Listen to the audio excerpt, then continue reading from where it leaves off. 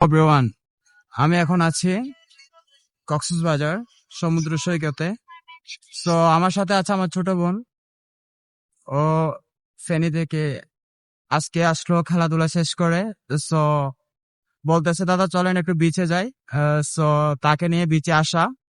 So আসলে পরিবেশটা অনেক ভালো এবং সুন্দর।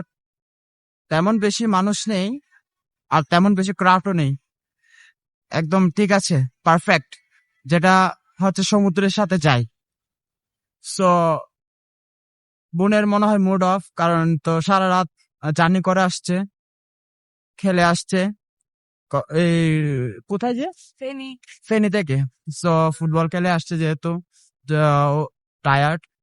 তো তুই কয় ম্যাচে চ্যাম্পিয়ন হয়েছস?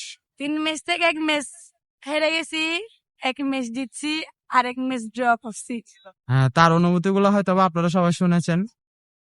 আসলে কয়েকদিন ধরে ও বাইরে ছিল, এখান থেকে কক্সবাজার কয়েকদিন ট্রায়াল দিছে, এরপরে ফেনী গেছে। সো ওভারঅল সব ভালো ছিল। সো তার জন্য শুভকামনা, এবং আমরাও পর্যাপ্ত পরিমাণ সাপোর্ট করতেছি যাতে ভালো একটা জায়গায় বা ভালো একটা পজিশনে ক্যারি করতে পারে।